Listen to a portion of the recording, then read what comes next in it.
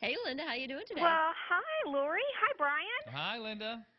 You know, today is a good day. You've had such fun guests, and they all seem like they're happy at their work. Yeah, they are glad to have jobs, is what we're hearing from a lot of people. But a lot of people are still worried about the whole economy. Are there going to be more job cuts at more places? You know, Monday was a kind of rough day here in the United States. So many corporations cutting jobs. What advice do you have for us? Well, one is a lot of those corporations wait till after the holidays. Mm. So that's why they waited for some of those things. Some of it they were waiting for year-end reports. My favorite worker just went to work. It's his birthday today. That's I've been married to right. him for 20 years. Oh, Greg Swinling. Yeah, it's so Happy exciting. birthday to Greg wow. Swindling. Happy birthday. Yeah, and as he was getting ready, I was thinking, you have a choice every day, whether you work or you recognizing you have a choice makes a big difference. And I call it threshold thinking. Are you worried what's on the other side of the door? Are you worried what's next? Are you so worried you won't even take the next step? Or are you willing to take a chance?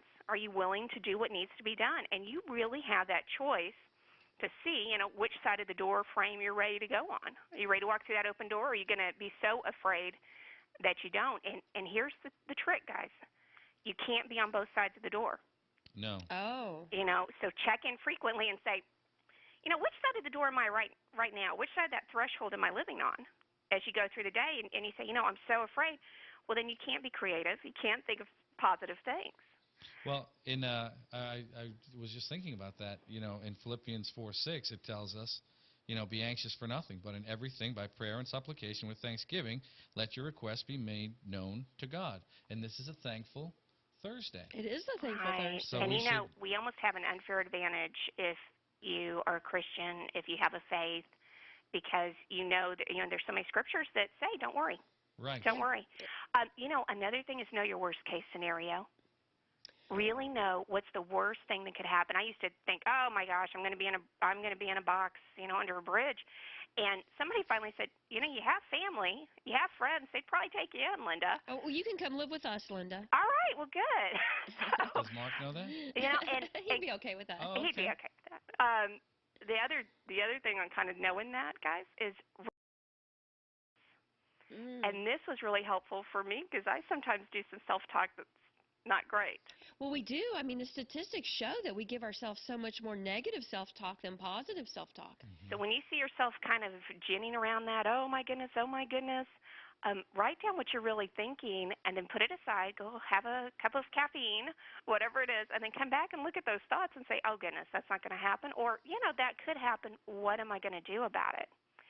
And if that doesn't work, my big thing is go seek professional help. You need to have someone you can talk to. Right. Yeah, and You know, that could be a counselor, a therapist, maybe someone like a member of the clergy. absolutely. Yeah, or it could be like a workplace coach, a life coach.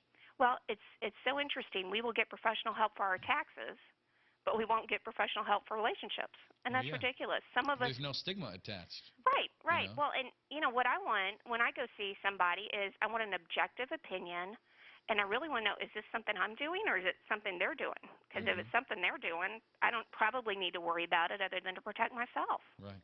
Yeah, good point. Okay, practice rituals. And what that means is if you pray every morning, do it. If you're exercising, do it. One of the things I do before I give a speech is I say a little prayer. Okay, let them hear what they're supposed to hear, and I breathe. And, some of those rituals, they're very, very helpful. They're very helpful just to kind of center yourself every day of worrying.